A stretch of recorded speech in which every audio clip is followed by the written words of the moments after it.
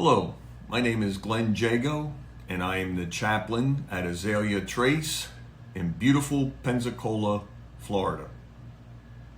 I once had a friend, I still is my friend, from Pennsylvania. He was retired from the Tasty Cake Company Corporation, a large corporation in Philadelphia. And he was talking to me, he said, "Pastor, one of the biggest struggles I have now that I'm retired is no phone calls." And I was like, "What? What do you mean no phone calls? What's so bad about no phone calls? I look forward to the day when I don't get these phone calls at 2 a.m. especially." He said, No, I mean, nobody needs my advice. Nobody needs my counsel. Nobody's seeking for my words of wisdom that will help the company. And the phone doesn't ring. You know what the issue was really about? The issue wasn't about the phone calls not ringing. The issue was contentment. It's hard to be content with changes in life. We go through seasons of change, and contentment is at times a struggle. And some find themselves living now in a new community, and you don't know a lot of people. You don't have the same liberties that you had before some health issues come along and before other changes in your life. And what are you going to do with that? I think one of the issues that has to take place in order to relearn contentment is this. We've got to stop focusing on the outward, the exterior circumstances, and start focusing on the inward work of the Lord that is always taking place. Here's what I mean. The psalmist in Psalm chapter 1 gives us some very wise advice about what we feed on, what builds into our inward man, which affects our outward man, and gauges where we spend our time and misery in, if that's the case.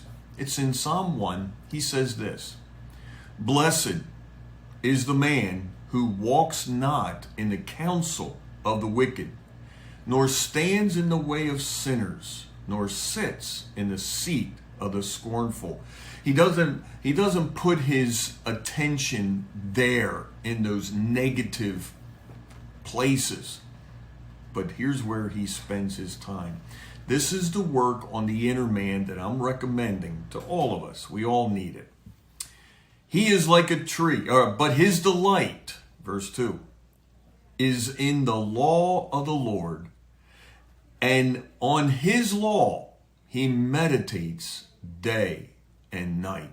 Instead of being fed by the negative, critical, judgmental world that is evil and running headstrong into destruction, he spends his time in the Word of God.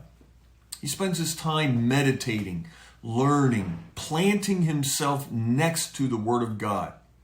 What is the outcome of that then? He says in verse 3 of Psalm 1, he, that individual who delights in the Word of God, who spends his time meditating on that and stays away from the negative, wicked people, he is like a tree planted by streams of water that yields its fruit in its season, and its leaf does not wither. In all that he does, he prospers. You see, the tree that's planted by the rivers of water doesn't care what's going on around it because it's absorbing the water from the river. And that tree is always producing fruit, and his life prospers. His life isn't hindered by all the negative discontentment that circumstances engage you in, but his life is lived fully with the fruit of the work and the Word of God.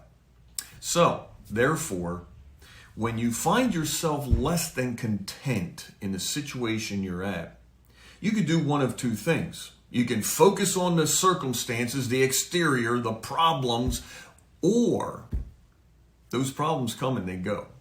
But the one thing that is steadfast, one thing that remains with great endurance, is your connection to the Word of God, feeding the inner man and developing a thankful, fruitful, abundant life. Trust that these are words that come from God. He knows what will make us content. So I pray that you'll draw your attention away from the negative world and the wickedness and draw it back into, once again, God's holy word. Thank you. Have a great day.